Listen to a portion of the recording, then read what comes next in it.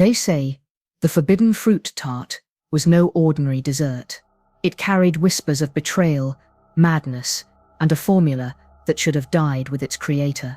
When Miss Marple is invited to a manor that vanished from maps decades ago, she discovers that some recipes are meant to stay buried. Once you taste it, you never forget. If you crave stories laced with dread, dark puzzles, and slow-burning horror that rewards every second you watch, hit subscribe now. New twisted mysteries await, and trust me, you don't want to miss what comes after the final slice. Chapter 1. The Invitation to Cherry Hollow. It began, as most disturbing things do, with a letter. Not the kind of letter posted with stamps or burdened by bureaucracy. No. It arrived one rain-polished morning, tucked in among the folds of the day's newspaper, its creamy parchment resisting ink like skin resisting fire, with only 3 short lines, written in the kind of slanted, disciplined script one associates with old governesses or obsessive bookkeepers. Miss Marple, it began. No salutation, no preamble. You are cordially invited to Cherry Hollow Manor this Friday for a private culinary retreat. Pack only what you need. Your room is prepared. EET. There was no address, no signature beyond the initials, and no explanation as to why she, a woman of modest routines and unassuming habits, had been summoned to a place she had neither heard of, nor, she was certain, ever spoken about. But of course, Jane Marple was not the sort to dismiss curiosity when it scratched gently at the door, nor was she inclined to ignore the peculiar weight those 3 initials seemed to carry. E.T. Eloise Talbot. The name rang with the kind of faded notoriety once reserved for actresses in scandal or heiresses in disgrace, a name spoken only in footnotes and hushed recollections by women who remembered their mothers warning them not to speak of what happened to the Talbots.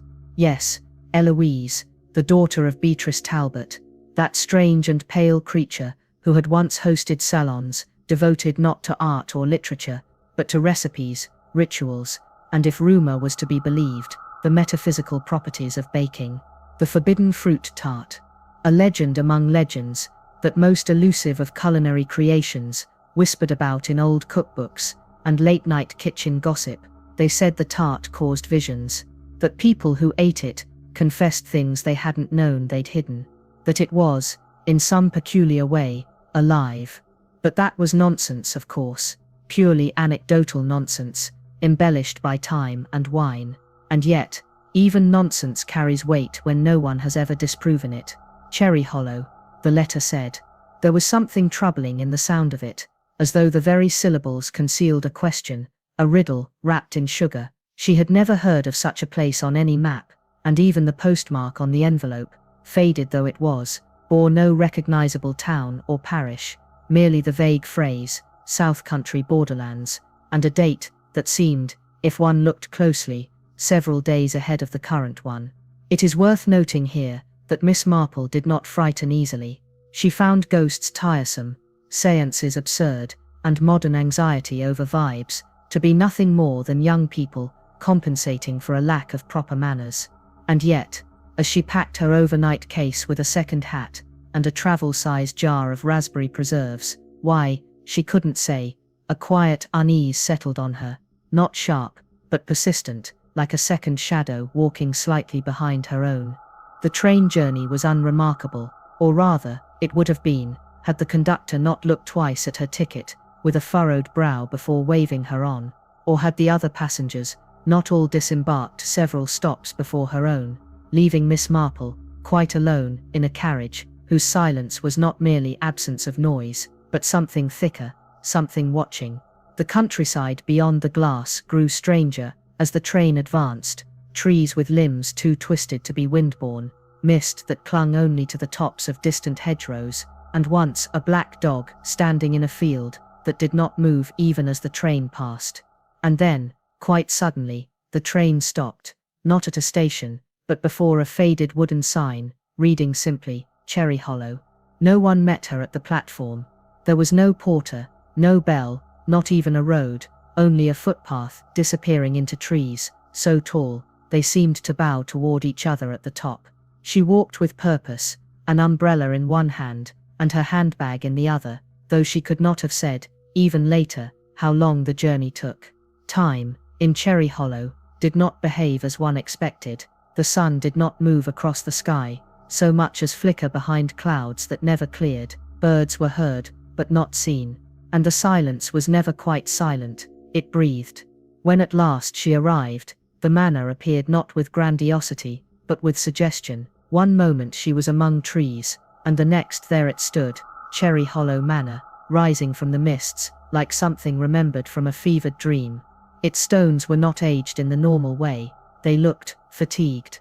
Windows blinked reflections that did not match the light, and on the front door, nailed like a forgotten thought, hung a single brass apple, polished to gleam in a way no surrounding object did. Eloise Talbot was waiting, or at least someone who claimed to be. She was younger than Miss Marple had imagined, perhaps 40, but carried the bearing of someone far older. Her eyes, large and grey, did not blink in the expected rhythm. "Miss Marple," she said, with a smile that seemed borrowed. "Welcome to Cherry Hollow. I've been expecting you for quite some time." And it was in that moment, standing before the great entrance to a house that did not exist on any map, greeted by a woman who spoke like an actress, reading a line for the 100th time, that Jane Marple felt it, not fear, not dread, but the unmistakable certainty that she was being pulled into something much older than herself, and far more dangerous. Though nothing seemed out of place, not the subtle creak of the brass hinges as the door opened, not the slow exhalation of warm air that greeted her from within, scented faintly of lavender and burnt sugar, not even the distant echo of footsteps that did not belong to either woman. There was one truth left unspoken, and it was waiting for her. Inside, the manor was dimly lit, not out of neglect, but preference, as though the house itself shied from daylight. The walls bore portraits in which the eyes did not quite meet hers, and the clocks, 3 of them, all marked different times. Eloise led her through corridors, too narrow for a house of that size, to a guest room that seemed already aware of her presence, its hearth lit, her suitcase already unpacked, her preferred tea on the side table, though she had mentioned it to no one. "You'll be quite comfortable," Eloise said, without looking back. "We start the first baking session at moonrise." Moonrise, not sunset, not evening. Moonrise. She should have asked questions. But her instincts, honed over decades, whispered against it. It was not yet time. To speak too soon would be to alert something that was better left unaware of your awareness. There were 6 other guests, all women, all strangers, yet none acted surprised to see her, and one, a tall woman with weathered hands, even said, "You must be Miss Marple. We were told you'd arrive tonight."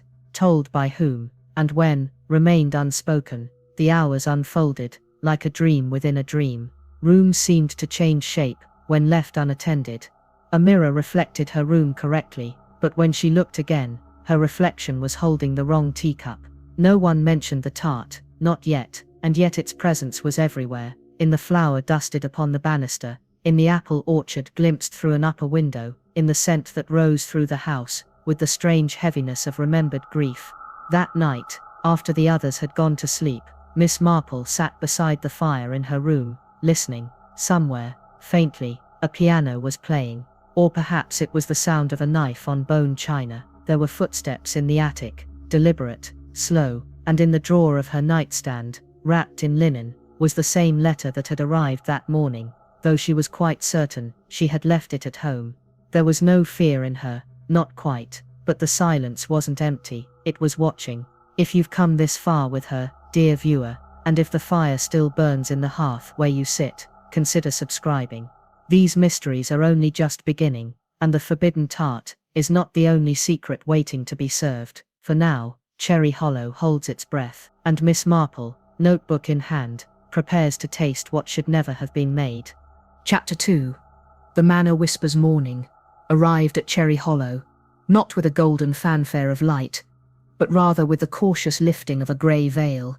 The sun, if one could call it that, filtered through the windows in weak strands, not unlike the thin threads of sugar that one might pull from a confection, fragile, decorative, and quickly lost. Miss Marple awoke not because of sound or movement, But because of the absence of both, the room had fallen into such a perfect stillness that her instinct stirred before her eyes did, alerting her in that quiet, authoritative way they often did when something about the world had shifted, subtly, and not for the better. She dressed deliberately, each button fastened with care, each hair pinned with precision, and as she did, she took stock of the space anew. The tea tray had been refreshed, though she had not heard the door open. The hearth fire burned lower now, as though reluctant to consume more than necessary, and there, on the windowsill, lay an apple, green, glossy, unbitten. It had not been there last night. She stepped into the corridor and was greeted not by Eloise, nor by any of the guests she had glimpsed the evening prior, but by a silence that felt more attentive than passive, as though the walls themselves were listening. Yet footsteps soon followed, muffled, staggered, first one pair, then another, and soon the hallway filled with the shuffling and murmured pleasantries of women who looked equal parts curious and cautious, each one emerging from their own corner of the manor, as though summoned by a signal only they had heard. There were 7 in total now, including herself, each introduced with the kind of familiarity that masked something slightly withheld. There was Agatha Bloom, a retired pastry chef who had once baked for embassies and claimed a familial connection to the Talbots through her mother's sister's husband, an explanation too winding to verify. Helena Rowe, an austere woman with hands that bore the marks of years spent in a professional kitchen, yet eyes that flickered with something more desperate than mere nostalgia. Lenora Wells, a soft-spoken food historian who clutched a leather-bound journal to her chest like a rosary. Isabelle Fontaine, whose French accent drifted in and out depending on whom she addressed, and who had the look of a woman always slightly out of place, no matter the setting. Margaret Thorne, round and rosy, who laughed too quickly and spoke too much. And lastly, Miss Vera Quince, a woman whose name Miss Marple recognized immediately, not from society pages or cookbooks, but from an obscure footnote in a decades-old scandal involving a poisoned jam tart and a disputed inheritance. They gathered in the drawing room, where Eloise, clad now in a deep plum gown that seemed almost to shift color with the light, stood beside a table set for 7. The morning pastries were arranged in mathematical precision: 7 apple turnovers, 7 cups of tea, 7 spoons laid equidistant. "To breakfast," she said with a smile, too symmetrical to be spontaneous, and to our shared curiosity. If anyone thought to ask what, precisely, they were there to learn, they did not voice it. Instead, conversation turned to matters of technique, of pastry ratios and heritage apples, of ancestral kitchens and secret ingredients passed down by candlelight. And yet, beneath the words, lay something else, something cautious. Helena asked about the layout of the manor. Agatha inquired about the pantry's location. Lenora, almost too quietly, asked if any Talbots had lived here recently. Eloise answered with grace, but not always with information. "The manor has been in our family longer than records can comfortably claim," she said. "Much of its story is inscribed in recipe, not ink." After breakfast, the group was offered a tour, though not all doors were opened. One, in particular, drew Miss Marple's attention: a tall oak door, iron-braced, at the end of a shadowed hallway, near the kitchens. It bore no label, no handle, only a keyhole surrounded by faint burn marks, as though once touched by flame. "That's the old pantry," Eloise said lightly, noticing her gaze. "We no longer use it. It's temperamental." The day passed in increments, marked by scent and sound: the sharp crack of eggshells, the warm rise of butter in a pan, the gentle hiss of sugar melting into caramel. And yet, between these, the house whispered. At first, it was subtle, an extra footstep where none were, the sudden sense of being watched while measuring flour, the feeling that one's reflection was ever so slightly delayed in the mirror above the scullery sink. By mid-afternoon, the whispers had turned clearer. Isabel reported hearing someone call her name in a voice she did not recognize. Lenora found a page torn from her journal, though she had not opened it since morning. Margaret, flushed and laughing nervously, claimed to have seen her grandmother watching her from the hallway. "She passed in 1983, she said, smiling too widely. But then again, family recipes always bring memories, don't they? Miss Marple, for her part, remained observant and reserved. She noted the angles of the shadows, the chill that crept through a room, no matter how many candles were lit, and the way every guest looked, once or twice, at that locked pantry door, as if it might blink. Dinner, when it came, arrived too quickly. The table had been redressed in darker tones, deep crimson napkins, silver cutlery that gleamed like ice, and in the center, a platter that bore an apple tart, so perfect, it seemed sculpted. Its crust was golden, intricately latticed, and its scent was wrong, not unpleasant, not rancid, but off by a hair, as though someone had tried to mimic sweetness, and missed by a fraction. They were served courses first, none of which Miss Marple found suspicious in content or preparation, though the absence of salt in the soup struck her as deliberate. But when the tart was cut and served, it was Miss Quince who took the first bite. The reaction was instantaneous. Her eyes widened, her hands trembled, and she gasped, not in pain, but in revelation, as if a sudden truth had burst upon her like light through stained glass. She stood, knocking over her chair, and began to speak, but her voice failed her. Instead, she collapsed, her body shuddering once before falling still. Eloise rushed to her, of course, as did several others, and she was carried quickly from the room. "She's sensitive," Eloise said moments later, her voice calm, too calm. Old memory can be quite intrusive when provoked. No one spoke for a long while. Later that night, Miss Marple remained in her room, wide awake, pen in hand. Her notebook held a single line: "The tart is not the dessert, it is the invitation." There was no resolution to be had, not yet, only the quiet unfolding of something vast and unwelcome, something that had waited, patient and unblinking, for each of them to arrive. And while the guests whispered theories in their candlelit corners, and the manor listened in silence, Miss Marple knew the truth lay somewhere behind that locked pantry door, or perhaps, even worse, within the tart itself, layer by layer, memory by memory, waiting for someone to taste what should never have been preserved. Chapter 3. The disappearance of Dr. Fenwick. The house did not wake as one might expect, with yawns and creaks and human murmurs, but rather with the abrupt shifting of its own breath, as though it had exhaled something unpleasant overnight, and now sought to reclaim the silence with veiled precision. Miss Marple was up before the bell, if there ever had been a bell at all, and seated by the window, pen already poised over the edge of her open notebook, when a soft knock came, not at her door, but from behind the wardrobe, from inside the wall, a sound that might have been mistaken for the knocking of an old pipe, or the protest of a beam. Had she not counted 3 distinct raps, evenly spaced, and then nothing? She did not move toward it. Instead, she returned to the final sentence she had written the night before. "The tart is not the dessert, it is the invitation beneath it," she added. "And not all invitations are meant to be accepted."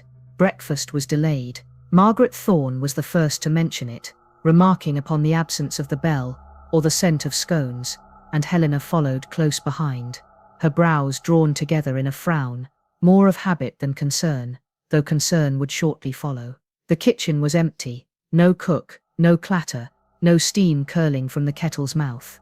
The guests stood in a confused semicircle, outside the closed door, murmuring among themselves, their voices echoing too much in the narrow corridor. Then Eloise appeared, serene as ever, her lips pressed into a line just shy of a smile. "There's been a small disturbance," she said. "Dr. Fenwick has been called." Dr. Fenwick, the manor's physician, though none had seen him yet, and few seemed aware he had been staying on the grounds at all, yet none questioned it. Of course there would be a doctor, of course he would come when summoned, and indeed, by mid-morning, he had arrived. He was a man of middling height, with spectacles that gave the impression of perpetual scrutiny, and hands that moved with efficiency rather than gentleness. He wore no coat, only a tightly buttoned waistcoat, and carried with him a small black bag, which he kept close to his chest, like a priest with his gospel.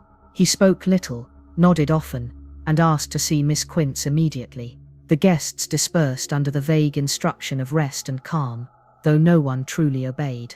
Eyes followed the doctor's passage down the corridor, ears strained for sounds from behind the closed door of Miss Quince's room, and speculation bubbled just beneath the surface. Miss Marple remained silent through it all, watching Eloise, who seemed, though only just, a shade paler than usual, as though something within her had stirred, and found the taste unpleasant. By evening, the doctor had not emerged. By morning, he was gone. No carriage had been heard, no footsteps, no doors. His room, second floor, left corridor, last door before the linen closet, stood ajar, not open, not closed, and inside was everything, as he had left it, save for him. His black bag rested neatly on the writing desk, unopened, his coat hung by the door, dry and dusted, and on the pillow, centered with unnatural precision, lay a single slice of tart.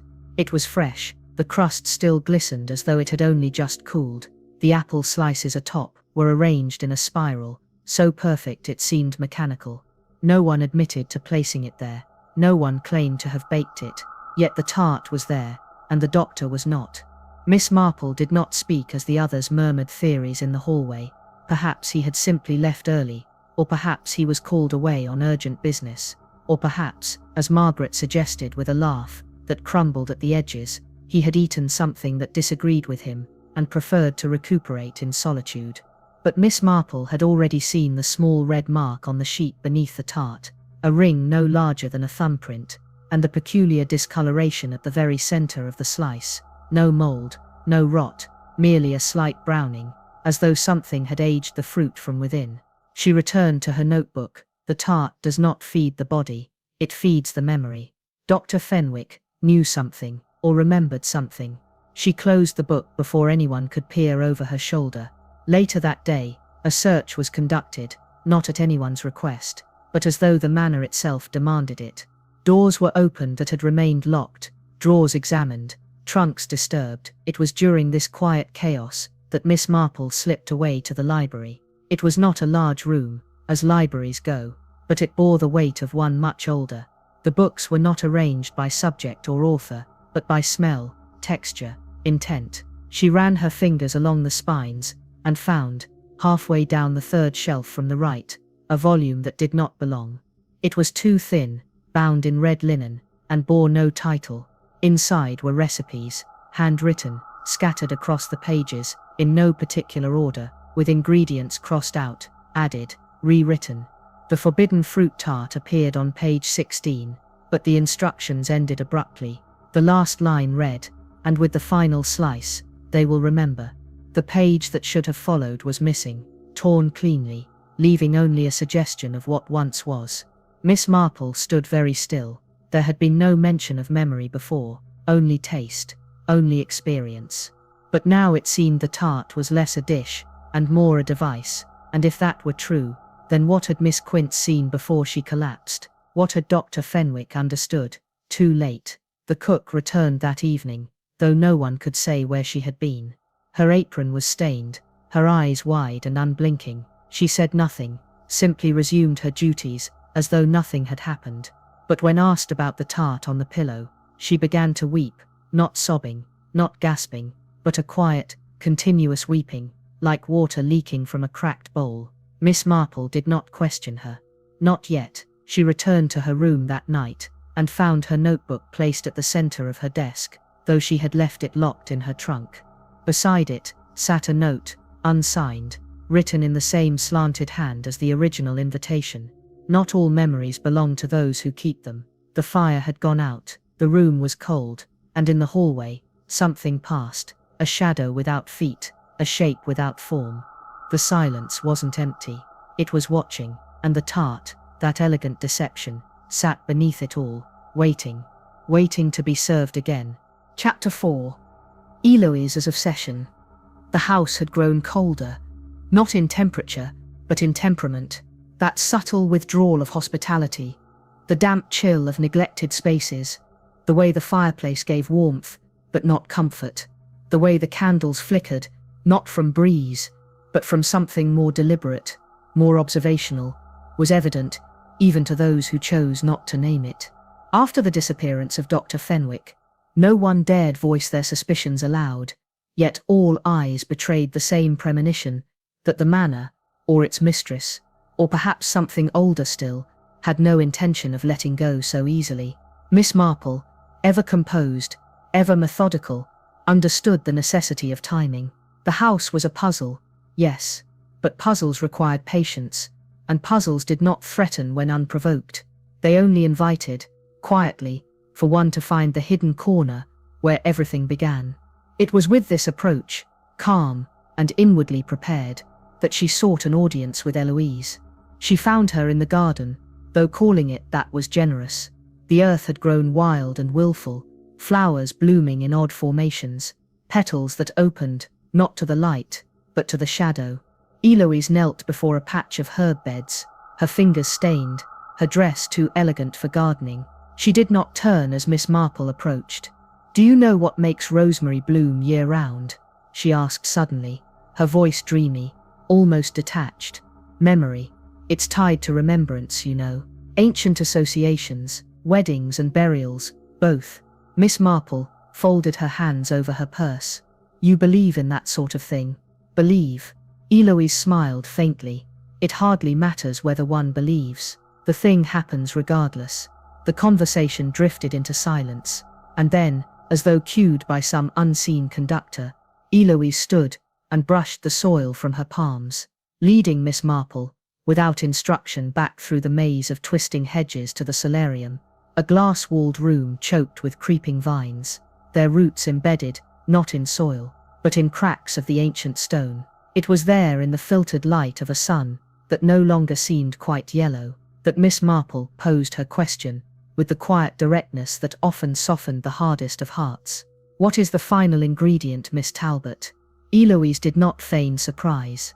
She sat, fingers clasped in her lap, and stared into a point between the panes of glass, as though something hovered there, just beyond the reach of both memory and vision. "My father," she said at last, "took it with him. The formula was never complete.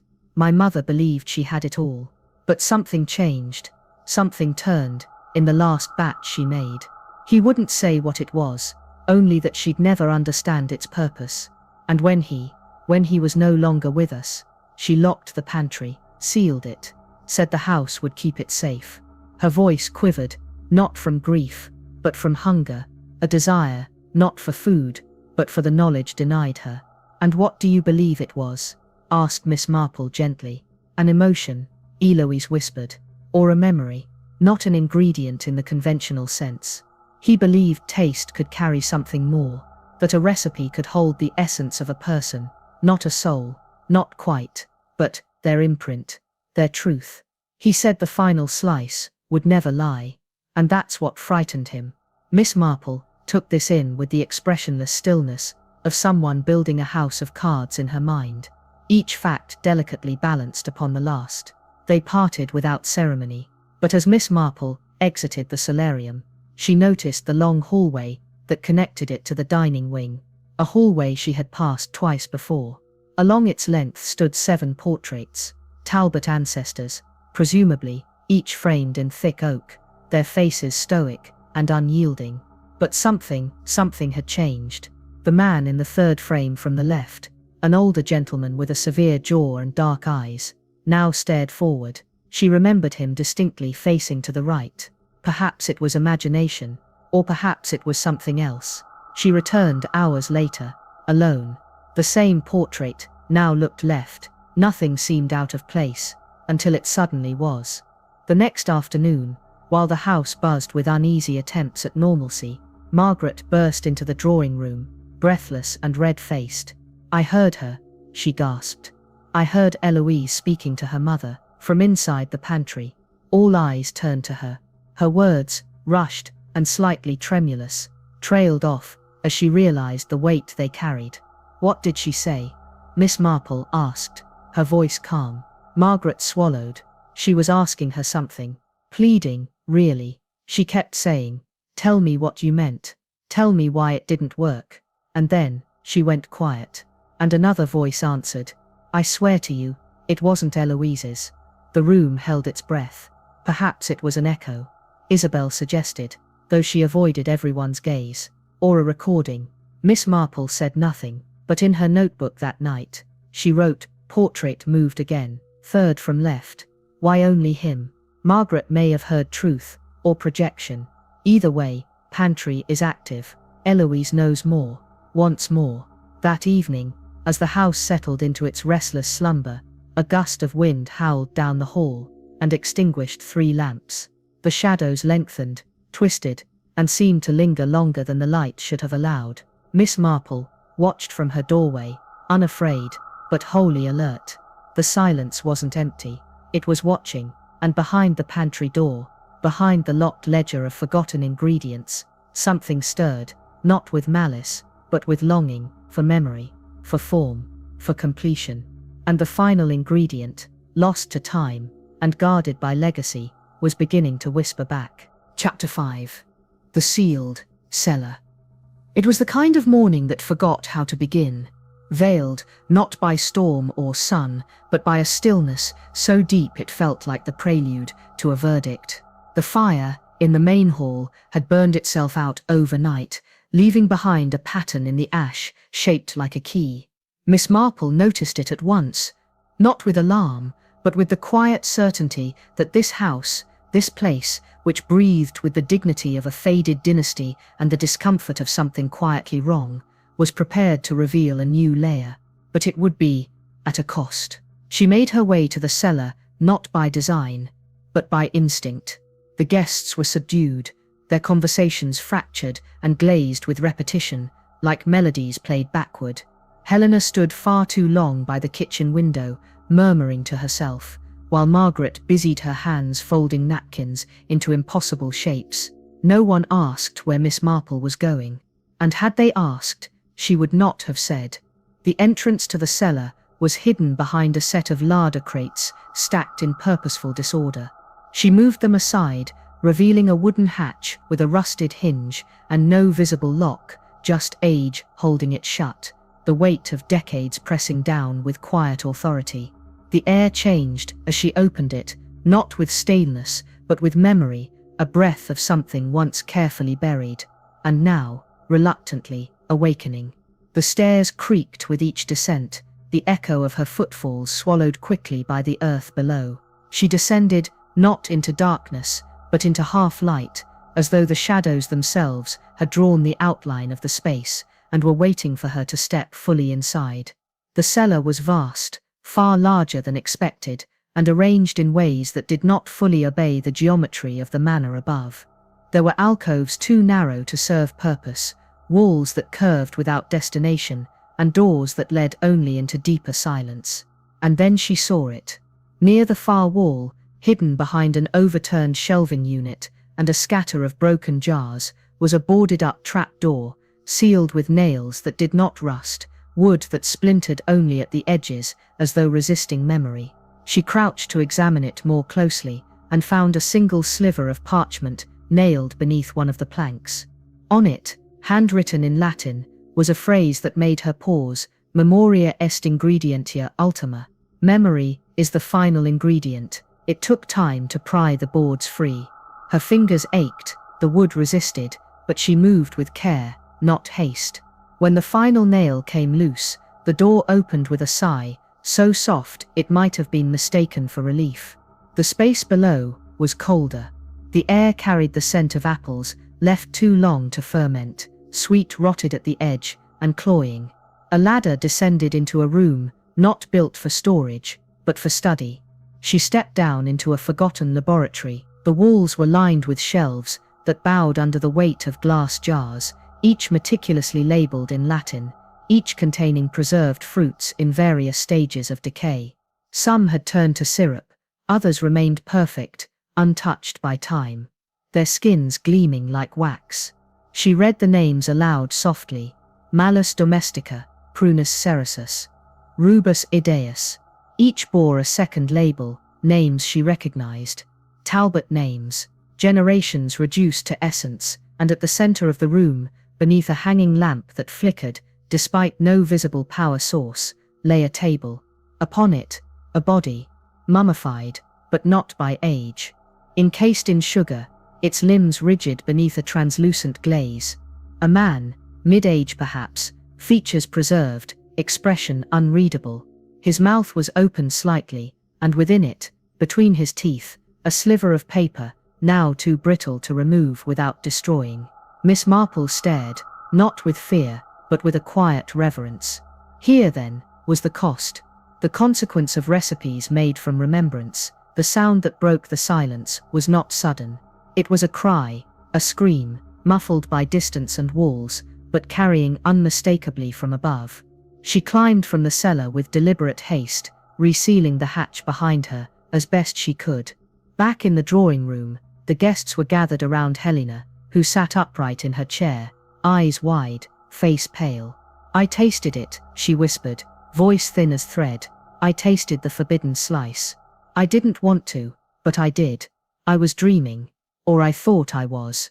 It was served to me on a silver plate, and when I bit into it, it wasn't fruit. It was, she could not finish. No one else spoke. Even Eloise, standing by the mantel, seemed drained of colour. Miss Marple approached Helena and took her hand gently. "What did you remember?" Helena turned slowly. "My son. He never came home. But I saw him, in the dream. He was eating the same tart, and crying. Not because he was sad, but because he remembered something he never wanted to know. And then he looked at me, as though I'd made it." The silence returned, and this time, it stayed. That night, in her room, Miss Marple wrote a single line in her notebook: "The cellar holds more than decay. It preserves intent." And below that, Eloise knew about the body. She didn't look surprised, but there was one truth left unspoken, and it was waiting for her. Just outside her window, the orchard rustled. No wind moved. The branches bent toward the manor, like listeners leaning in. And in the fire's reflection, a single figure stood behind her, not casting a shadow. She did not turn. Not yet. The silence wasn't empty. It was watching. Chapter 6. A recipe for madness. The storm arrived, not with warning, but with immediacy, as if it had been waiting in the wings, rehearsing its cues, and had only now chosen to enter. It began with a stillness, so thick it muffled even the wind, the kind of hush that forces one to listen harder, as though the air itself were inhaling in preparation. Then came the thunder, not sharp, but deep and rolling, followed by a single bolt of lightning that lit the house from within, exposing for the briefest moment the bones of its structure, the joists and beams like ribs and spine, trembling under age and weight. Miss Marple had just finished transcribing her observations into her notebook when the lights flickered once, twice, then held.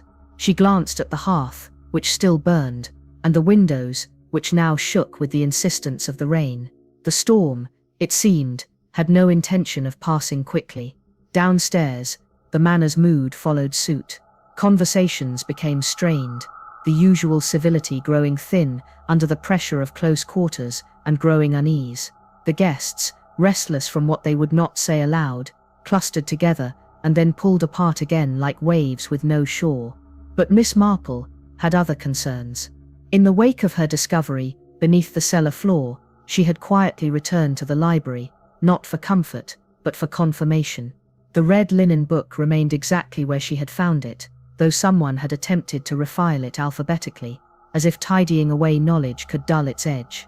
She opened it once more, and this time, found tucked between its final 2 pages a note, written not in English, but in a disjointed Latin, interspersed with marginalia in French, and what she suspected was a form of archaic shorthand. Her fingers traced the symbols slowly. The formulas described therein bore no resemblance to recipes, at least not of the edible kind.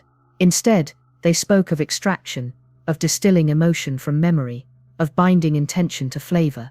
One passage suggested that grief could be preserved in rosewater, another that truth, when baked into pastry, had the power to erode deception. She read, "Dolor convertitur in dulcidinum, sorrow becomes sweetness," and beneath it, "Se porim anime, invenis in mensurare exacta." You will find the taste of the soul in precise measure. Alchemy, not in the metallic sense, but psychological, a method of transmutation, not of base metals into gold, but of memory into flavor, experience into recipe. The implications were unnerving. That evening, the group gathered for dinner in the formal dining room, though none had appetite. The storm rattled the windows with unspoken force, and the candles cast elongated shadows that never seemed to retreat. The meal was prepared by the cook, still mute, still distant, and consisted of modest fare, all without sweetness. No fruit, no sugar, no mention of the tart. Afterwards, they drifted toward the drawing room. It was there that Lenora began to speak, or rather, recite. At first it was a murmur, soft enough to be dismissed as muttering. Then it grew louder, measured, cadenced, deliberate. Latin, non omnis moria, memoria in mensa servitur. I shall not wholly die, memory is served at the table. Miss Marple turned to find Lenora sitting upright, eyes open yet unfocused, her hands folded in her lap, as though she were awaiting a course. Her voice had taken on a tonal rhythm, unfamiliar to her usual speech. Isabel reached to wake her, but Eloise stopped her with a raised hand. "Let her finish," she whispered. Lenora's voice continued, the words flowing, not as phrases but as incantation. She spoke of sacrifice, of binding intention to food, of a recipe's power to preserve not just flavor, but the very shape of a person's past. Then, quite suddenly, she stopped. Her head turned slowly to Miss Marple. "It's in the crust," she said, in her own voice now. "He baked it into the crust, that's where it hides. That's why she couldn't taste it." The silence afterward was suffocating. No one moved, even the storm seemed to pause. Miss Marple, maintaining her composure, stood. "She needs rest." Eloise nodded, lips tight. "I'll see her to her room." But Miss Marple followed, unnoticed, and paused outside Lenora's door once she was inside. Through the wood, she heard no words, only sobbing, not loud, not forceful. A single thread of sound, unraveling steadily. That night, unable to sleep, Miss Marple returned to her notes. She drew lines between the names, between the jars, between the verses. Her pen moved not with clarity, but with necessity. She did not know yet what shape the truth would take, only that it was forming, and that it waited for a final measure. Outside, lightning forked across the sky, illuminating the orchard in fractured glimpses, and there, at the edge of the trees, stood a figure, unmoving. But when the next flash came, it was gone. Miss Marple closed her notebook, placed it in the drawer, and for the first time in years, turned the key in the lock. The silence wasn't empty. It was watching, and the house, surrounded now by storm and sleepless minds, settled deeper into itself, preparing not for rest, but for revelation. If you've stayed with us this far, you may begin to taste what's been waiting beneath every word. There are secrets still to come, quiet, patient, and steeped in remembrance. Consider subscribing, if you haven't already. The next course is nearly ready, and the final ingredient has not yet been named. Chapter 7. The Black Apron Ritual at Cherry Hollow. The attic was not merely an upper room. It was a weight above the rest of the house, the highest and quietest chamber, suspended just beneath the roof like a thought held at the edge of remembrance. The rain had ceased at last, though the sky still smouldered with bruised clouds and a moon too pale to be trusted. Miss Marple waited until the house was settled, until doors ceased to open and close, until footsteps stopped pretending to wander by accident, until the voices grew too soft even for gossip. Then, and only then, she ascended. The attic staircase was hidden behind a false panel at the end of the east corridor, just past a grandfather clock that no longer ticked, but still, curiously, kept perfect time. The door creaked as she opened it, not dramatically, but like a person disturbed from thought. She climbed slowly, pausing now and then, not from weariness, but from the certainty that each step demanded acknowledgement. Dust rose in thin spirals around her ankles, and the ceiling beams above her head narrowed until they seemed to meet. The attic was colder than she expected. It did not smell of abandonment, but of starch, beeswax, and something vaguely herbal, lavender and clove perhaps, or some ancestor to both. A single oil lamp flickered on the wall, though she had not lit it. It cast long, deliberate shadows across trunks, crates, and furniture swaddled in yellowed sheets. and then she saw it. In the far corner, half hidden behind an armoire, missing its doors, stood a locked chest, oak, iron-bound, carved with the Talbot crest, an apple split cleanly in two, seeds exposed like eyes. The lock had not rusted. The hinges, though old, bore no cobwebs. It had been used. From her coat pocket, Miss Marple withdrew the smallest of tools, one not suited for burglary, but for persuasion. The lock resisted, then yielded, not out of failure, but as if recognizing the touch. The chest opened with a quiet sigh. Inside, beneath layers of linen, embroidered with family initials, were papers, dozens, hundreds perhaps, letters, ledgers, hand-bound journals, and beneath them, a stack of heavy parchment, tied with a silk ribbon so faded it may once have been black. She untied it carefully. The top sheet bore no words, only a symbol, the Talbot crest again, this time encircled by Latin script and 8 notched points arranged like compass needles. Below it, a title in spidery calligraphy, Ritus Apronis Nigri, the Black Apron Ritual. Miss Marple read in silence. The text detailed a series of preparations, not for meals, but for gatherings. Each step corresponded to a phase of the moon, a seasonal fruit, a specific state of emotional unrest. There were diagrams of tables set not for nourishment, but alignment, of chairs placed in deliberate angles, of ingredients infused not just with taste, but with memory extracted through heat and repetition. Each guest was selected not for their talent, but for the nature of the guilt they carried. Guilt, the document explained, was the most potent vessel for transference. The tart, always the tart, was the final course. Not merely eaten, but shared, sliced clockwise, with each recipient consuming not a portion of dessert, but a portion of collective memory.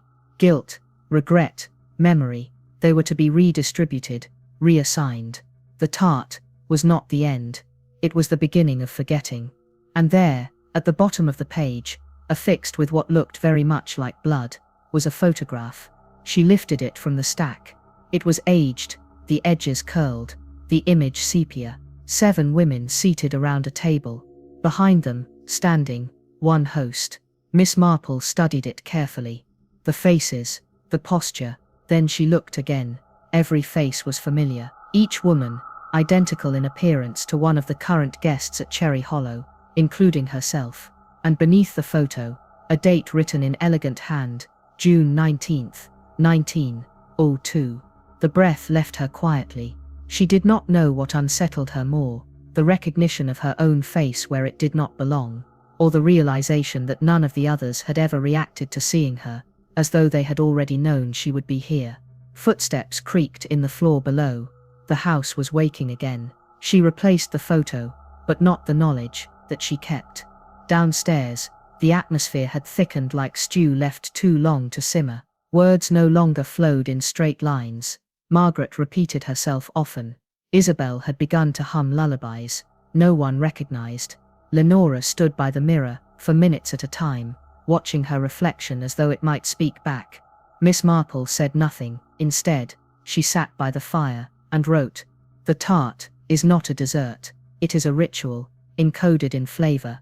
Each guest is a vessel. Each memory, once consumed, seeks its next host. And beneath that, we have done this before. The photograph proves it. The ritual is cyclical." Later that evening, as wind returned to scratch once more at the eaves, Eloise entered the room with a calm so measured it could only be performance. She looked at Miss Marple. "You've found it." It was not a question. Miss Marple met her gaze. "Enough." Eloise nodded slowly. "Then you understand why it must continue, why it always has." The guests turned as one. Not in shock, not in alarm, but with the solemn weight of people recognizing a line already crossed. The tart would be prepared soon. That much was clear. But this time, Miss Marple would not simply observe. This time, she would remember first. And behind the scenes, something darker was lurking, something older than recipe, more patient than hunger. The silence wasn't empty. It was watching, and it was nearly ready to be served. Chapter 8. Missing time. It began at precisely 2:37 a.m. though no one would know it until much later, for the clocks had stopped together, as though choreographed each in their respective rooms, hallways and studies, their second hands arrested mid-motion like a breath held too long. The stillness that followed was not one of sleep, nor of silence, but of suspension, as though the house had exhaled time itself and refused to draw it back in. Miss Marple awoke without knowing why. There had been no sound, no flicker of dream, only the sudden, inexplicable certainty that something had moved where nothing should have. She sat upright in bed, eyes trained on the grandfather clock at the far end of the room, its pendulum now hanging motionless. She rose and crossed the floor slowly, barefoot, listening for creaks that never came. The dial read 2:37, and beside it, the mantel clock echoed the same frozen hour. Down the corridor, similar awakenings occurred. Doors creaked open, hesitant footsteps emerged, yet no voices rang out to confirm the moment. The house, though heavy with presence, offered no acknowledgement. Lenora was the first to speak. "I've already lived this," she whispered, staring not at anyone in particular, but through the wallpaper, as though memory had replaced vision. "This has happened before. Exactly like this." Margaret blinked rapidly, twisting the corner of her robe. "What are you talking about?" she asked. "We just went to bed. I was dreaming of." She paused, frowning. No, I wasn't. I was baking." "You weren't," said Isabel quietly. "But I was." She held up her hands, and Miss Marple noticed the faint dusting of flour clinging to her palms. "You've been baking?" "I don't remember starting," Isabel replied, and a tremor passed over her expression, fleeting and unspoken. "I don't remember anything after we said goodnight." Eloise appeared at the top of the staircase moments later, dressed as though for day, her hair perfectly arranged, a shawl draped over her shoulders. She said nothing at first, simply scanned their faces as if she were accounting for something. "Time is not what you think," she said finally. "It bends here." And with that, she turned and descended into the drawing room, her presence trailing behind her like smoke. Miss Marple followed. The room below was exactly as they had left it, books untouched, the fire reduced to embers, but one detail had changed. On the writing desk, beside the silver inkstand, sat a ledger, opened, and within its pages, lists, names, dates, handwritten notations of every guest who had ever attended Cherry Hollow. At the top of the most recent page, her own name, Jane Marple, underlined twice. Beside it, second cycle. She turned the page. There were other names, some crossed out, others repeated, each line marked with dates spanning more than a century. Guests who had returned without ever leaving, lives folded over themselves like pastry. In the morning, though morning no longer held meaning in a house where the clocks refused to turn, the guests began to change. Agatha walked in loops from the parlor to the conservatory, muttering measurements in teaspoons and ounces, her hands making slicing motions through the air, as though rehearsing a recipe she could not recall fully. Margaret no longer responded to her own name, but answered when addressed as Beatrice. Lenora stood for hours at the window, whispering, "I told them to lock the orchard. I told them," over and over until her voice frayed. Only Miss Marple remained anchored, though she too began to feel the threads pull. In the kitchen, she found the flour tin opened and empty. A tray of uncooked pastry sat waiting, though no one admitted to preparing it. The apples on the sideboard, when sliced, bore seeds in patterns, runes perhaps, or just the mind's attempt to impose order on nonsense. She peeled one carefully, and discovered inside a scrap of parchment rolled tight, embedded beneath the skin. It read, "Return completes the memory." The meaning was unclear, but the sensation it carried was not. This was not a warning, it was an inevitability. Later, Miss Marple sought solitude in the library. She reread her notebook, pages now cluttered with lines drawn between faces, places, objects. She searched again for the red linen book, but it had vanished. In its place, a black apron, folded neatly, embroidered with initials she did not recognize, but knew instinctively had once belonged to her. The hours passed without measurement. Candles burned but never shortened. Meals were eaten, but no one remembered cooking them, and through it all, the ticking absence persisted. Then late one afternoon, or was it still night, Isabel was found in the kitchen. She had baked a tart, alone, unbidden. Miss Marple approached with caution. "Why?" she asked gently. Isabel smiled, and there was something empty in the gesture. "It's the only way," she said, "to remember, to get back, to make it end." "End what?" "The loop." Miss Marple looked at the tart. It was identical in appearance to the forbidden slice. Golden crust, latticed top, gleaming fruit, but something was missing. The scent was off, just slightly, like perfume applied to the wrong skin. "You've been here before, haven't you?" Marple asked. Isabel nodded. "I've always been here." "We all have." Miss Marple took a step back, then another. She returned to her room and found her notebook untouched. But on the wall above the desk, where once there had been wallpaper, a message had been scrawled in black ink. "The clock will start again when you finish what began." That night, Miss Marple did not sleep. She sat beside the extinguished fire, staring at the silent hands of the clock. And just before dawn, if dawn could still be measured, there was a single sound.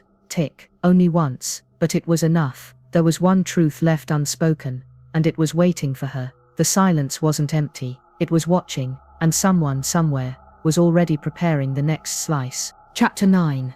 The Midnight Tart. It appeared just after midnight, though none could say when exactly it had been baked. The kitchen was locked, the ovens cold, no flour disturbed upon the counters, no scent lingering in the air to announce its birth. And yet, there it sat, on the centre table, in the drawing room, uncovered, untouched, and impossibly fresh. A tart, flawless in its lattice, golden in hue, the apples arranged like roses and glistening beneath a lacquer of syrup so deep and dark it might have been garnet. No one confessed to making it. No one claimed even to have seen it, placed there. And yet, as the house slowly gathered round it, as each guest emerged with quiet feet and blank expressions, the tart seemed neither a gift nor an offering. It was a summons. Miss Marple stood apart. Her notebook, now worn at the corners, remained closed at her side. She did not write, for there was nothing left to theorize, only to observe, to wait, to see what the tart would decide. They said nothing for a long while. Then Isabel stepped forward, lifted the silver knife, and cut. The blade passed easily through the pastry, but the sound was not the soft crackle of crust. It was a wet, unpleasant tear. As the slice came free, a thick red syrup oozed from the center, too dark to be fruit juice, too viscous, too reminiscent of something human. It ran across the plate, staining the lace tablecloth, and none moved to stop it. Margaret gasped. Lenora turned away, and in that moment, Miss Marple heard a voice she had not heard in years. "Don't eat it, Aunt Jane." She froze. The voice came from the corridor behind her, gentle, boyish, familiar. She turned slowly, and there he stood, her nephew Edward, or some figment of him, shaped from memory and longing, dressed not as she remembered him in youth, but as he might have been if he had lived, older, paler, his eyes pleading. "It's not meant for you," he said. "Not yet. You haven't finished remembering." She did not speak, could not. He took a step forward, but made no sound upon the floor. "I was part of it," he said. "I tasted it too. I made it. I gave them the final measure. And I forgot. Until now." When she looked again, he was gone. The hallway was empty, the shadows undisturbed. She returned to the room. The tart remained, uneaten. The guests had moved away from it now, standing at the edges like spectators at a wake. Their faces bore the weight of something shared and unspoken, as though the appearance of the tart had stirred not only memory, but consequence. No one suggested disposing of it. No one dared. They retreated in silence, each to their rooms, though none slept. Doors remained open, footsteps paced. Somewhere, a door creaked open that no one remembered closing, and from somewhere else, soft humming emerged, tuneless and slow, like a lullaby, forgotten before it was finished. Miss Marple returned to her room and lit a candle, preferring its flame to the illusion of the electric lamps that now flickered without pattern. The clock on her mantel remained at 2:37, as it had since the storm. She sat in the armchair, her eyes drawn again and again to the window. There, in the glass, the reflection lingered. A tall, narrow figure, dark, blurred, unchanging. Each time she looked away, She hoped it would vanish. Each time she returned her gaze, it remained, still, waiting. She stood and walked to the window, not with defiance, but resolve. The night air beyond the glass was still, thick, unmoving. The orchard swayed in patterns, uncaused by wind. The figure did not react. But when she placed her hand on the pane, her breath caught. The glass was warm. She pulled back. Beneath the window, a slip of paper had been tucked against the sill. A note, yellowed, handwritten. 3 words, "We remember you." She did not sleep that night. None of them did. At some forgotten hour, the tart vanished. The plate remained, sticky with residue, the knife resting where it had been laid, but the tart itself was gone. No one saw it leave. No one heard steps, but its absence echoed, and with it came a change. The walls seemed closer, the air heavier, the memories clearer. She began to recall things she had not lived. A man's voice shouting in the orchard, a child's laughter echoing in the cellar, a table set for 8, though only 7 were seated. Flashes, fragments, a life not hers, yet known to her bones. Miss Marple lit another candle and wrote in her notebook, "The tart is no longer food. It is memory, made flesh. The ritual has begun in earnest, and the guests, they are not guests at all. We are the ingredients. The recipe must be completed." The candle flickered. In the flame, a shadow danced that did not belong to her. She did not turn. The clock, still frozen at 2:37, did not tick. The tart had bled, and with it, something had awakened, and the house once again exhaled something that was not air. There was one truth left unspoken, and it was waiting for her. The silence wasn't empty. It was watching. Chapter 10. The confession morning, if it could be called that, rose without light. The windows, though not shuttered, showed only grey, an indistinct smudge of day that lacked definition or promise. Miss Marple awoke not from sleep, for she had not slept, but from a prolonged stillness that masqueraded as rest. Her hands ached, her breath felt borrowed, and when she opened her notebook, the pages were slightly damp, as if the room itself had wept into them. The house was quiet, not in peace, but in hesitation. It was Eloise who summoned her. The message came not by word or knock, but through the page of her notebook, a fresh entry, in handwriting, that was not her own, scrawled across the margin, beneath her final thought from the night before. "Come to the blue room, the time has ripened." She went without alarm, her steps slow, steady, and certain. The corridors had narrowed somehow, though she could not say how. Each door she passed seemed less a portal and more a memory, sealed behind oak and brass. At the end of the corridor, where the blue room had once been a guest suite, now unused, she found the door ajar, the scent of rosemary and apples thick in the air. Eloise stood by the fireplace, her back to the door, her hands clasped behind her. She did not turn at first, but when she did, her expression was stripped of pretense. There was no affectation, no irony, no guarded charm, only a face worn by knowledge and thinly held together by purpose. "I owe you a truth," she said, "perhaps all of it." Miss Marple nodded and entered. She did not sit. "My family," Eloise began, "have long misunderstood what they inherited. The recipe was never for dessert. It was never meant for joy. It was a vessel, created not to nourish, but to contain, to bind. My great-grandfather learned the method from a stranger who stayed only 3 nights. He gave no name, only a formula and a warning that certain memories, if not hidden, would consume the soul." She crossed the room to a writing desk and opened a drawer. There were sins, she continued, old and new, acts committed in passion, in silence, in coldness. He believed they could be baked away, that guilt, shame, grief, if sealed in sugar and shared among strangers, could be passed on.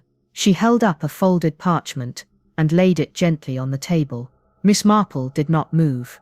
"He was wrong," Eloise said. "The tart did not cleanse. It cursed, it clung. Each time the recipe was used, the memory didn't vanish. It dispersed, diluted, and every person who consumed it carried a portion of that pain, whether they knew it or not. Her voice trembled, not with fear, but with fatigue. "I thought I could stop it," she said. "I tried, but the house remembers. The orchard regrows, the guests return. The list writes itself." Miss Marple stepped forward and opened the parchment. A guest ledger, names in ink, each dated, each annotated. She scanned down, past names she recognized, past dates that spanned generations, and then she found her own. Jane Marple. The ink was dry, the handwriting was hers, she had signed it. Yet she had no memory of doing so. Eloise saw her reaction and nodded, slowly. "You've been here before. We all have. That's how it works. We forget until the moment we're meant to remember." Miss Marple closed the parchment and breathed deeply. The air tasted of sugar. "So this," she said, gesturing faintly to the walls, to the house, to the tart, "this has happened again and again." Eloise nodded. "Each cycle ends when the last slice is consumed, and then it begins again. Only those who refuse the tart, who see it for what it is, can remain outside the curse. But even that is temporary." There was a pause, long and aching. "I was born into this," Eloise whispered, "but you came back by choice." Miss Marple met her eyes. "Did I?" She returned to her room. Her notebook sat open on the bed. Its pages fluttered though the windows were shut, and there, on the inside of the back cover, was a new list, not names, this time.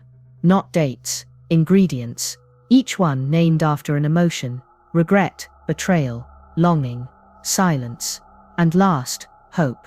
Miss Marple stared at the final word for a long time. She began to write again, slowly, in her own hand. "Hope is the only thing not yet baked."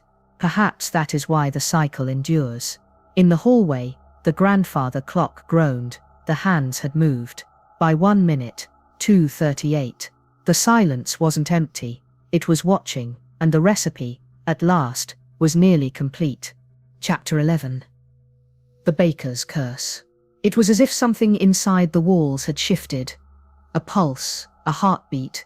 Something once dormant, now newly awake. The guests moved differently that morning. Each step sharper, each glance more weighted, their civilities thinning into brittle edges. Whatever remained of decorum was now strained through a veil of paranoia, and at Cherry Hollow, paranoia was a substance more potent than wine. They accused each other first in whispers. "He's hiding it," Margaret hissed beneath her breath as Isabel passed. "She wants the recipe all to herself. She was in the kitchen last night," Agatha said of Lenora. "I heard the mixer. No one else went near.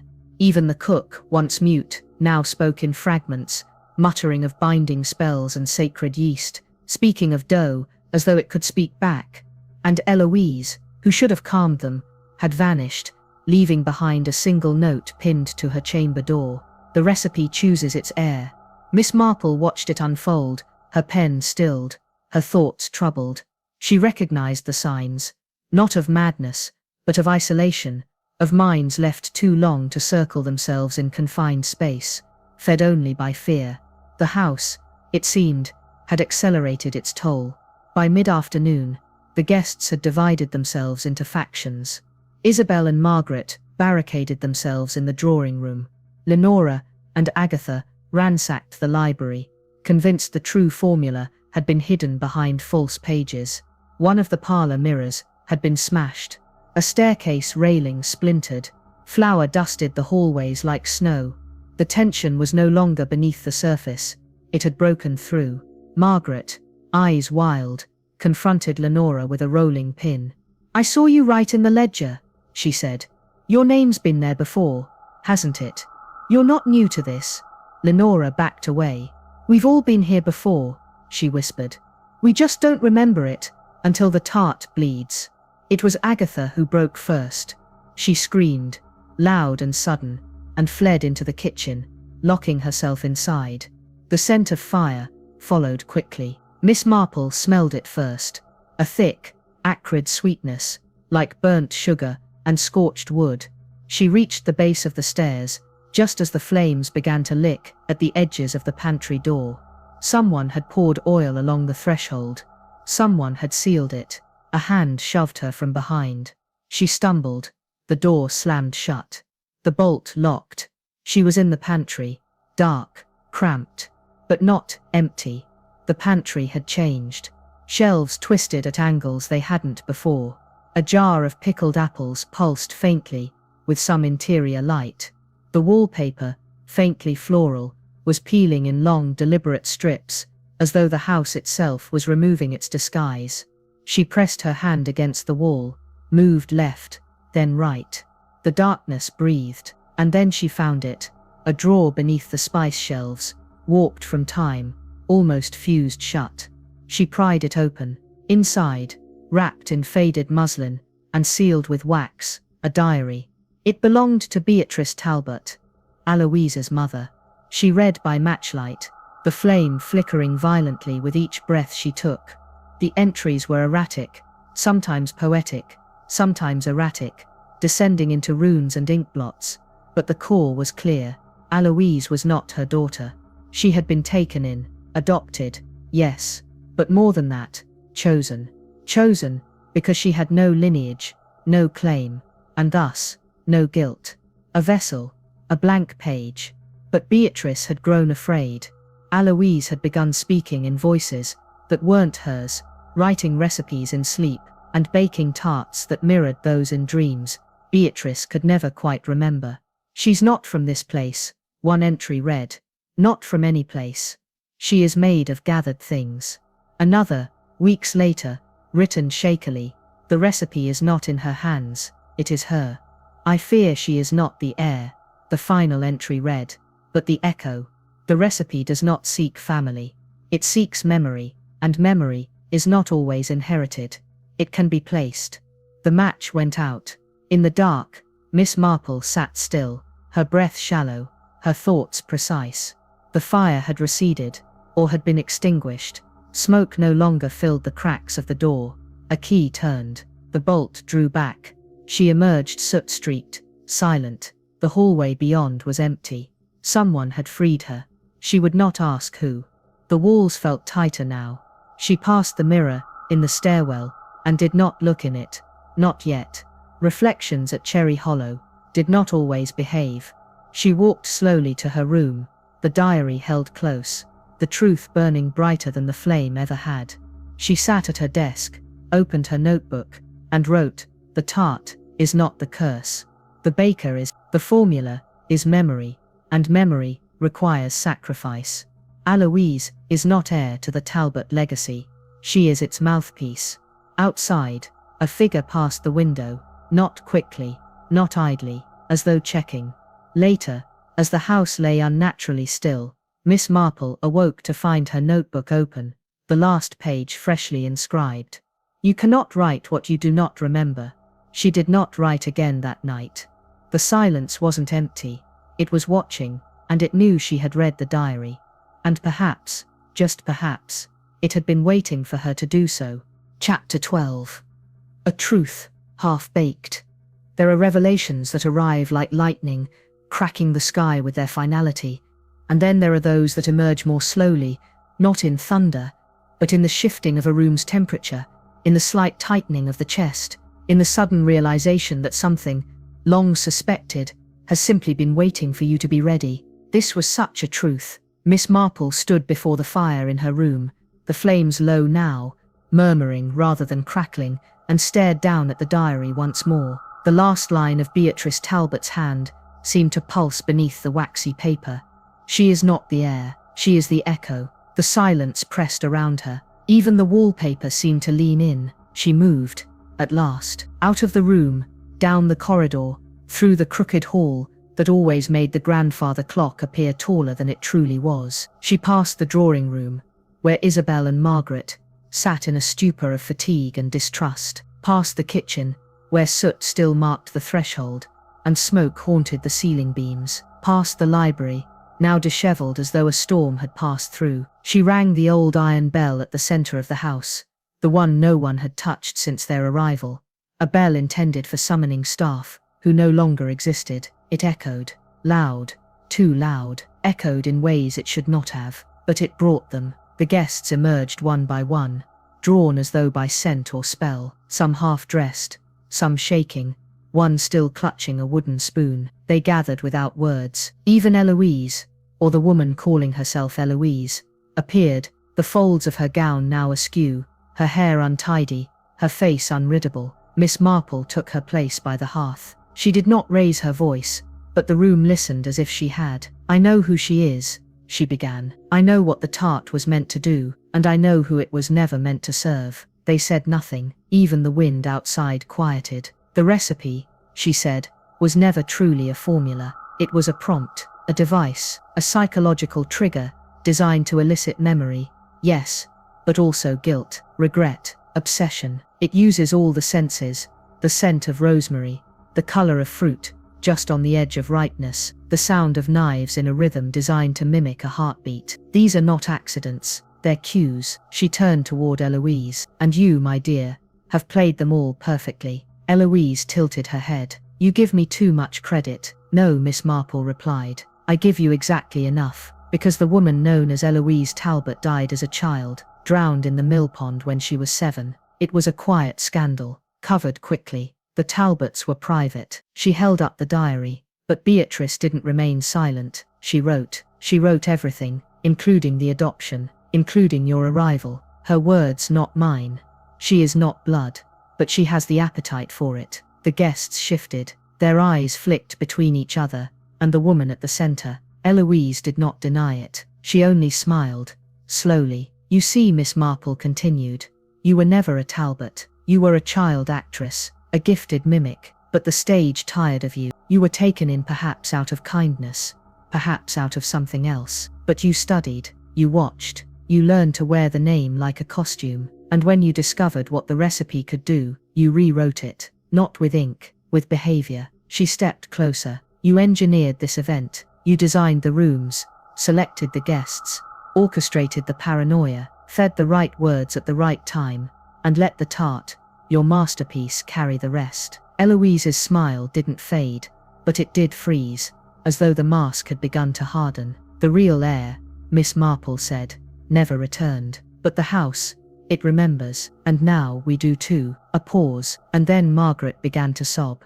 Not loudly, not theatrically, but as though something inside her had broken without pain. Agatha sat down. Isabel turned toward the window, and Eloise, who was not Eloise, closed her eyes. "I only ever wanted to be part of something that lasted," she said. Miss Marple replied, "So you made yourself essential. But memory is not loyalty. It is not love. It is not truth." Outside, the wind picked up again. Inside, no one moved. The fire hissed softly as a log shifted. Somewhere upstairs, a mirror cracked, not shattering, just a single fault line tracing across the surface like a scar. The guests stood now not as strangers, but as reflections, versions of each other across timelines. They could only sense but not understand. The tart had folded time in on itself. The house had become a theater of memory. Eloise finally stepped forward. "You think you've stopped it," she said, "but you've only reset the stage. Every cast needs its finale." Miss Marple walked to the table, opened her notebook, and added a line. "The tart is no longer the question. It is the stage, and the play is ending."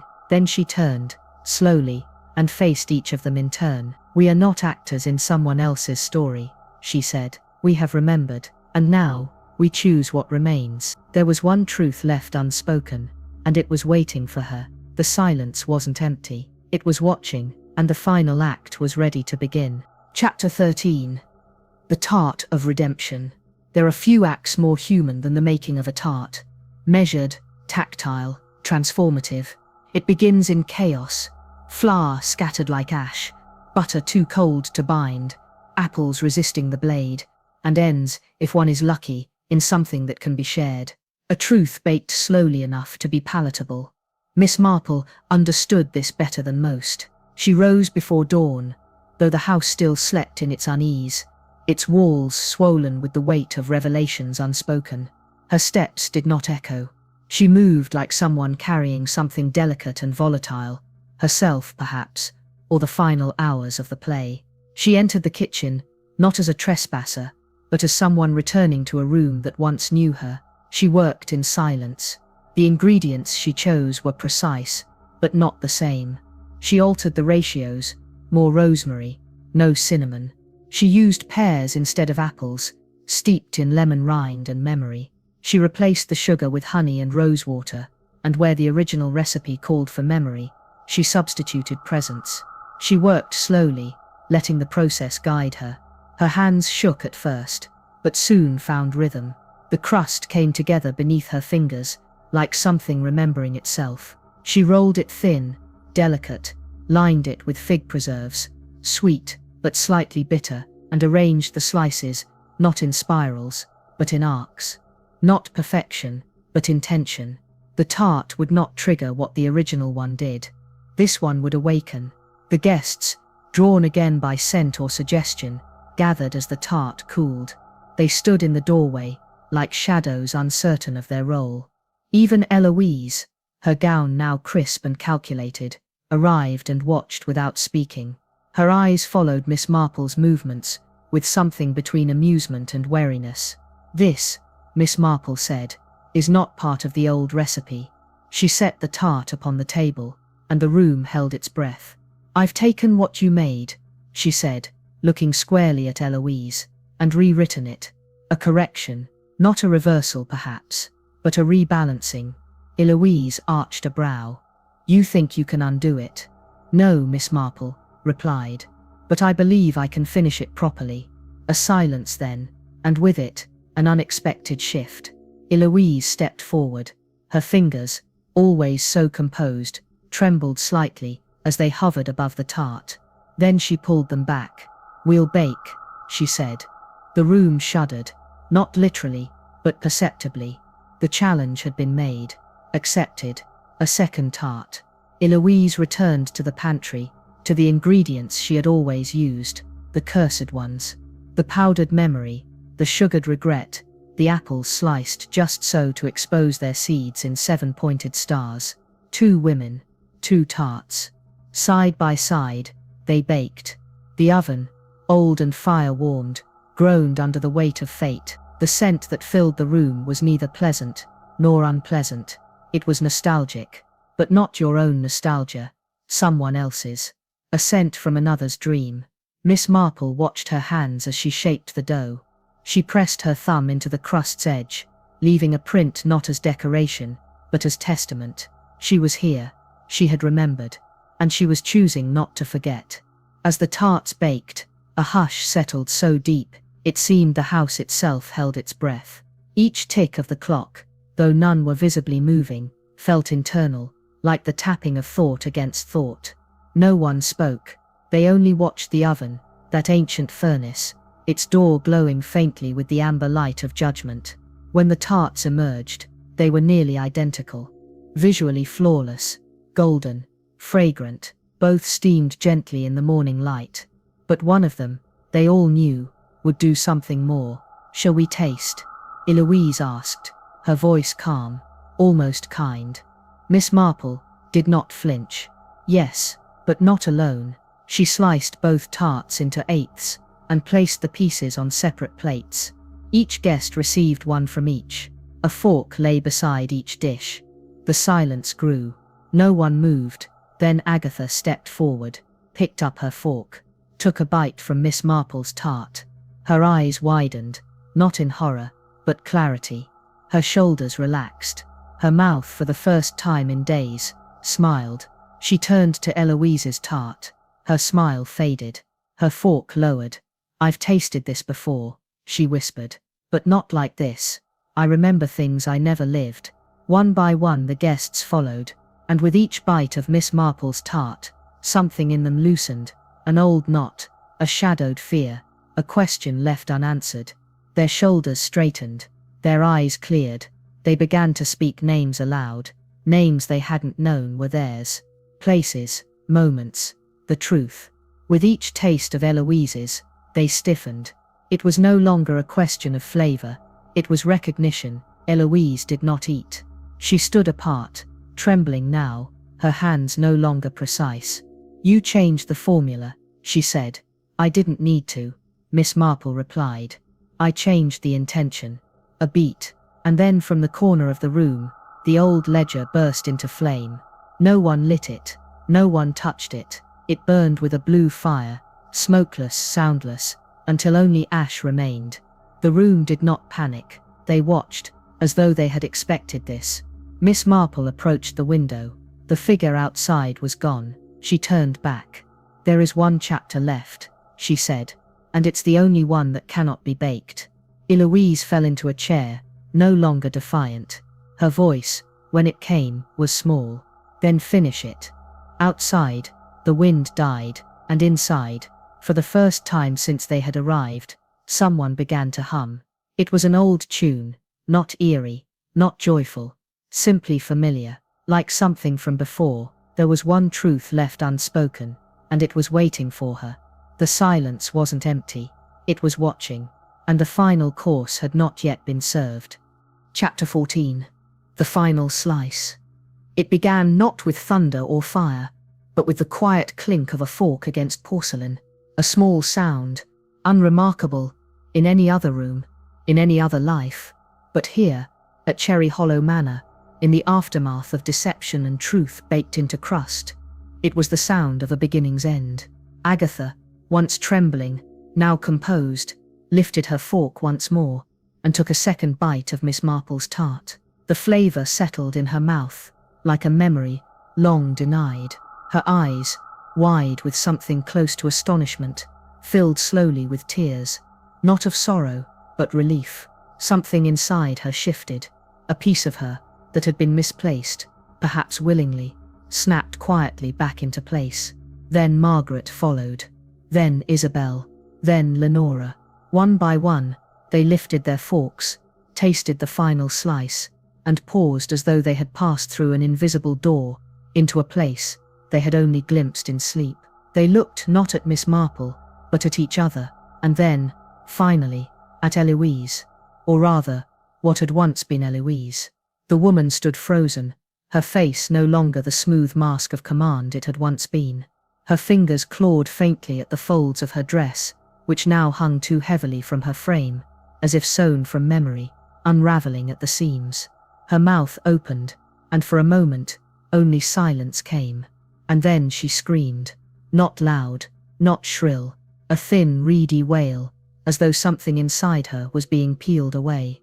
Her eyes darted from guest to guest, searching for the spell, the chord, the note that had kept them silent. But it was gone. She no longer held it. "You don't understand," she gasped. "I needed this. Without the house, without the tart, I disappear." Miss Marple took a step forward, calm but firm. "You were never part of the recipe. You were the error baked in." Eloise backed away, stumbling into the sideboard. The platter clattered to the floor. Her face contorted, not in fear, but in loss, her performance collapsing. Then, without another word, she turned and fled. The front doors, which had remained curiously sealed for days, now yawned open at her approach, as though the house itself had released her. The storm outside had returned, not in violence, but in weight. Rain fell, not in drops, but in sheets, misting the world into blurred edges. She vanished into it, like a wick into smoke. No one followed. For a moment, time stretched. The guests stood as though waking from a dream, still echoing in their minds. Then, one by one, they sat, breathed, touched their faces, their arms, one another's hands. The room itself seemed to expand, the ceiling arching higher, the walls easing. But the house had changed, subtly. The hallway beyond the dining room now bent, left instead of right. The staircase that once curved now rose straight. Doors had swapped. A window revealed not the orchard, but a lake. Rooms had shifted. Nothing had collapsed in brick or beam, but the manor no longer agreed with its memory. The very foundations of Cherry Hollow appeared to twist inwards upon their own history. Carpet patterns changed underfoot.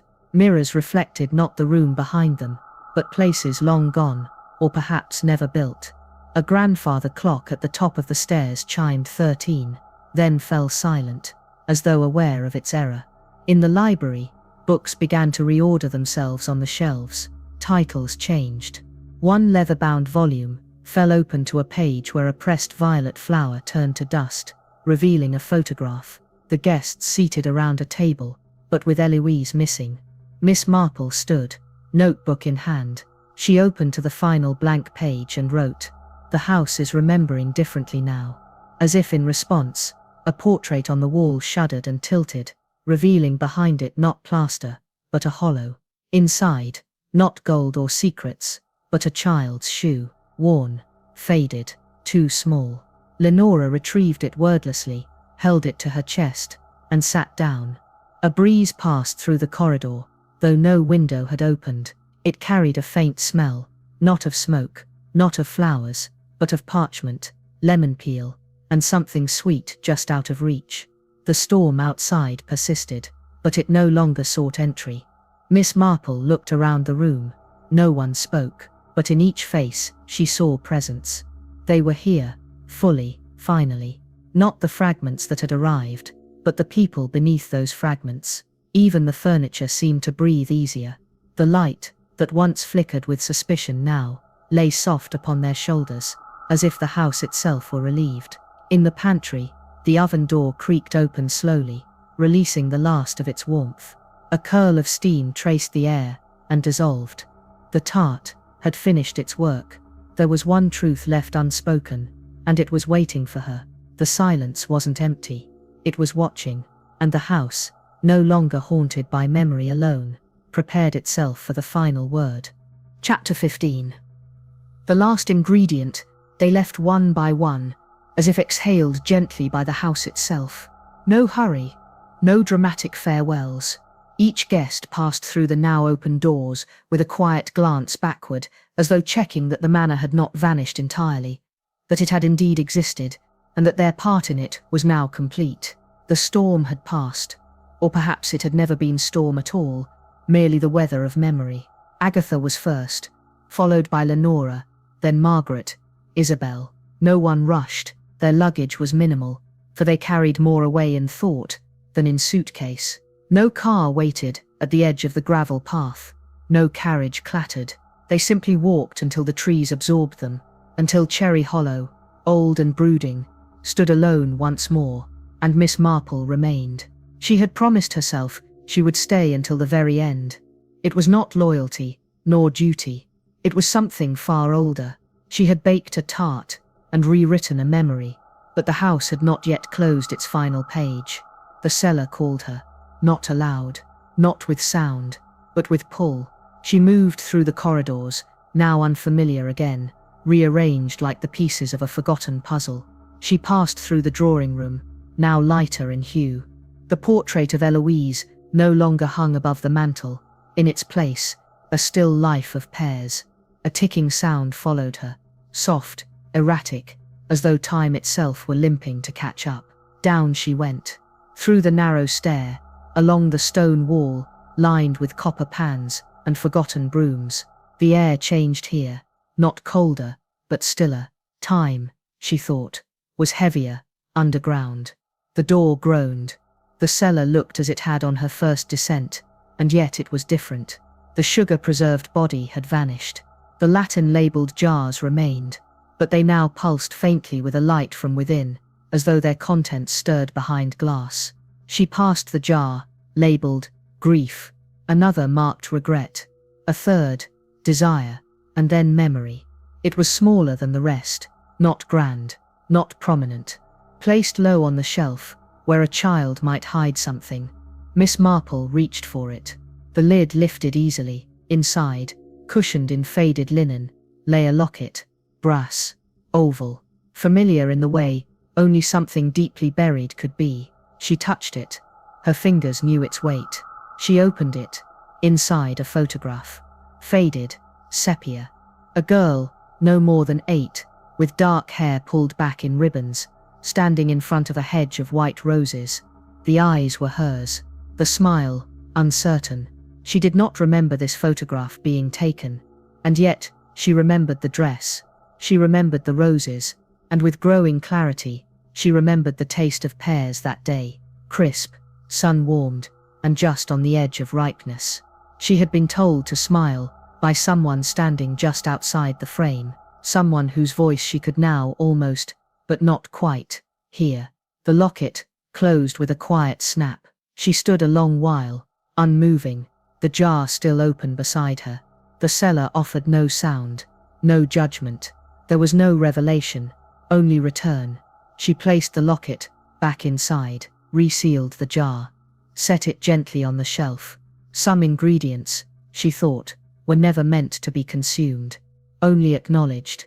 Some memories could not be banished, nor rewritten.